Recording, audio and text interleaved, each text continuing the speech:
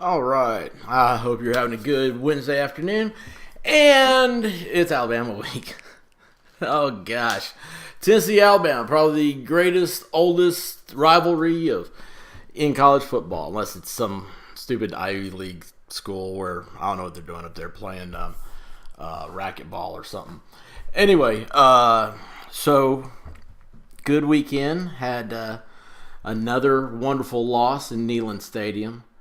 Uh, that's just unforgivable. I mean, my gosh, we you're taking the fans out of the game. You're taking the home field advantage. The extra player on the field is gone. When you could have 102,000 screaming radical fans, but instead you had about 80,000 ish show up. I know they say it was like 98,000 ticket or people there. I don't know how they do it, but it's that I would like to know how many actual tickets are scanned instead of how many are sold or whatnot. Anyway, yeah, it's sad. Been 10 quarters since Tennessee has scored a touchdown. This may be the first third Saturday in October that Tennessee has not scored a touchdown in October. I don't know who our quarterback's going to be. Our quarterbacks don't know who the quarterback's going to be.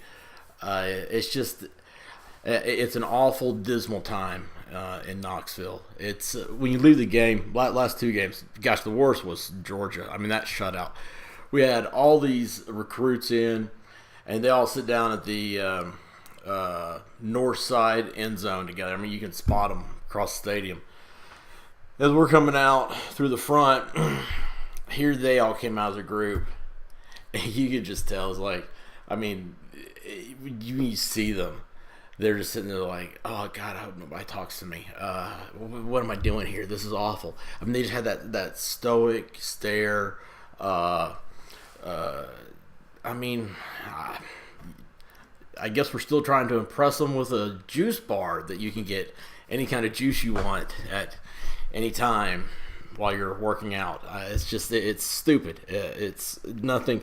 Everything's a freaking cliche in Knoxville. And I'm telling you, there's got to be a website somewhere where Butch Jones is getting all these WWE what you gonna do, brother, when the big orange runs wild on you sayings. I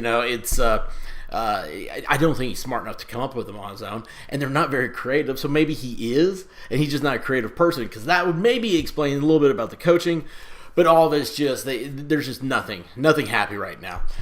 Anyway, but Alabama, so interesting numbers. Start reading up on them. Alabama, this is what really got me was a few years ago. I remember they said the running game is dead in college. Tennessee will never succeed if they continue to focus on this running game. It's all about the long passes and everything else. Well, Alabama's getting about 500 yards a game right now. Half of those are rushing. Nick Saban is playing old school SEC football, and the reason why SEC football has always been so great and people love it and everything else is that it's a very distinct formula of football. Like it's the other schools, I don't know, they try their own thing, whatever. But in the SEC, it's each school identity. You have your own style. You have your own way of playing. Tennessee and Alabama have their own way of playing each other. I think Philip Fulmer's style would be great against Saban. It's just everything would be hit you. I don't know. Anyway, it was all we had to go into the passing thing. No, you don't. It's a well-rounded sports franchise. I mean, you can do anything. Gosh, I bet you right now Alabama could probably play Ironman football, both offense and defense, and still win. There's just it's not the athlete. It's not that they've gotten they've mastered eugenics in Alabama. It's the whole coaching atmosphere. Think of it like this: there's like 200 something muscles in your leg. If each muscle gained an ounce, you're talking about math. What, 10 and a half pounds, something like that. 15 pounds. Sorry. Yeah, 15 pounds around there of just pure muscle. I mean, in your legs, and that's by each muscle getting 1 ounce heavier from strength. That type of sports mentality, the science that goes into it, really it sets teams apart. I think Oregon probably got into it a few years ago. I know Nike. They've been a huge sponsor of Oregon. They brought all their stuff in. I mean, they had computers before Steve Jobs did. Nike did, getting this stuff for athletes. I mean, it was everything from the perfect swing, the perfect follow through. Remember Bo Jackson? That was like what Nike always strive for. You can be the best at baseball. You can be the best at football. You can be the best of everything as long as you're Nike. Well, they kind of took that attitude to Oregon and produced their, bought all the equipment for them and everything else. UT, we have the same resources. I mean, I think Alabama makes more money than we do per year. I mean, get that. We're like number 2 in the SEC in total amount of money brought into the university from the athletics department, and then we're like number 6 in spending. Man, you got to spend a couple more million to win a championship. Well, let's start doing it. Let's get to the SEC at least. My gosh, I just want to. I forgot what Atlanta looks like. I don't know if I could drive there anymore. So anyway, Alabama is well-rounded, 500 yards a game. They're going against what the critics have said that they're supposed to be able to do. Just an awesome powerhouse. Question is, are they going to let Tennessee score a touchdown? I mean, come on. I mean, the last touchdown we got was against the University of Massachusetts, the third worst team in the United States, and we scored 1 touchdown against them, and we were supposed to score 40. Anyway, this is the most, going to the Alabama game, this is the most Tennessee's ever been down to an opponent as far as the betting odds are. I think we're supposed to lose by 35 points. That would be if Alabama quits in the fourth quarter. They don't even show up. I still don't think Tennessee could cover the spread at that point. We make Vanderbilt look good. Golly, bless, damn me.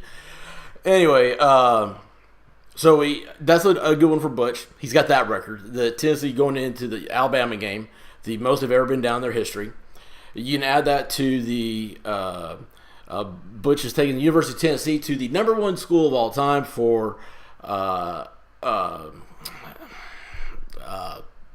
extra quarters. Excuse me, my gosh, overtime play. I need caffeine. Anyway, let's see here. What else was there? He's tied with the most losses a University of Tennessee coach has ever had to Vanderbilt. And he brought Tennessee's first shutout in almost 30 years. Was Georgia. And Georgia shut us out last time. I want to say that was maybe the last year of Johnny Majors or something like that. It was long. I mean, who knows? I'm not good with the history on the exact years, what happened where. I know a lot of y'all are, and man, I'm sorry, I'm just not. I don't have time for it.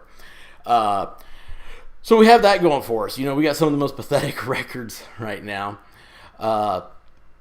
We keep up with the cliches, and when you're there, I know TV gives you one angle, and it's absolutely magnificent what you're getting nowadays, especially if you got the Apple TV and you got the ESPN app and the 4 angles, and it's a game where they have the different camera angles you can put up. It's awesome. It's absolutely awesome. But when you're there, you kind of feel the energy coming off the field and everything. Stupid. That the last game, I mean, it was just everybody was kind of lethargic. I mean, gosh, South Carolina looked bad. I mean, they looked just tired, and we're running around. I mean, our quarterback keeps looking up, going "What am I doing?" I mean, I swear, I thought I heard him say that.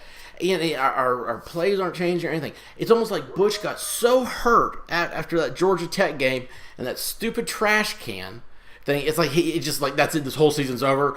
My top cliche is gone. I can't do anymore. Oh my gosh! I mean, I'm gonna have to reinvent myself next year. I'm gonna wear green at all the games. That'll be it. I'll change my colors.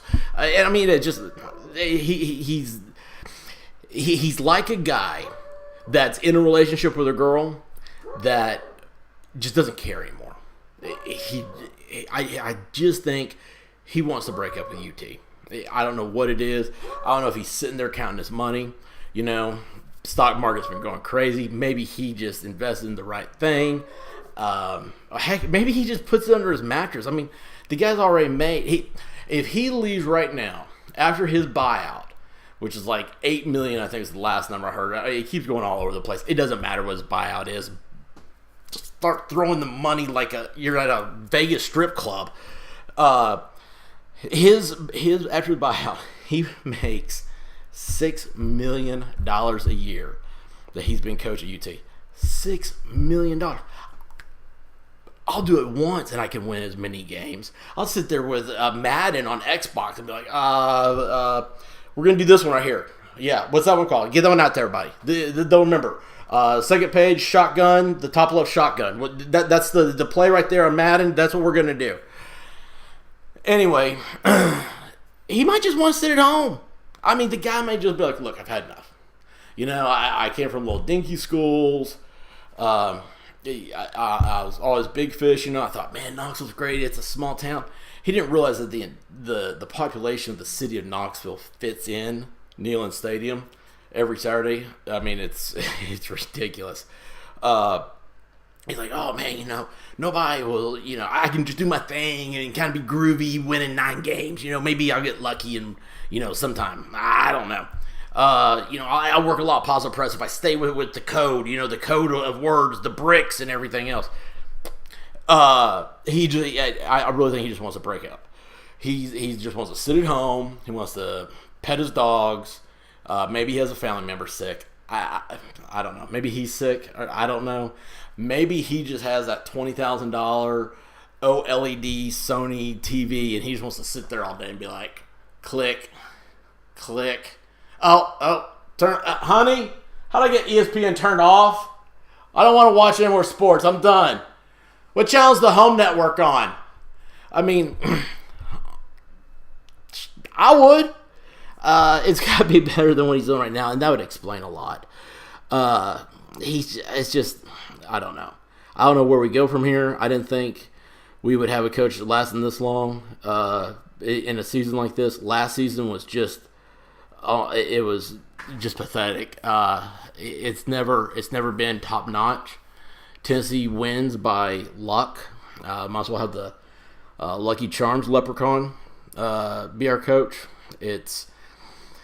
I don't know. I absolutely don't know. When I heard on the radio today, they started calling someone, the DJ or whatever, the announcer guy was like, Bruce. I knew he was in trouble because he's calling him Bruce Pearl, and he was doing that completely by accident. The other guy corrected him, and he apologized, and he's like, I don't know why Butch escaped me. I think he's escaping everybody right now. So now, the one big thing is that in this sick, twisted world we live in now of crazy conspiracy theories, the one conspiracy theory is that he could just be trying to beat Alabama. He blew the whole season to beat Alabama. Maybe that's Jim Haslam's big thing. He came to him and said, Butch, will you do this for me, please? I mean, I'll give you anything you want after this. I just want to see Alabama get beat one more time. And this is their plan. I'd rather just go down and I don't know what I'd rather do. I mean, anything. But there's people going down there, I know. I hope that y'all have fun. Eat some good barbecue. Go to Dreamland. I would get some neutral colored clothes just in case. Other than that, I don't know. If something comes up, I'm sure I'll bemoan about it. All right, peace.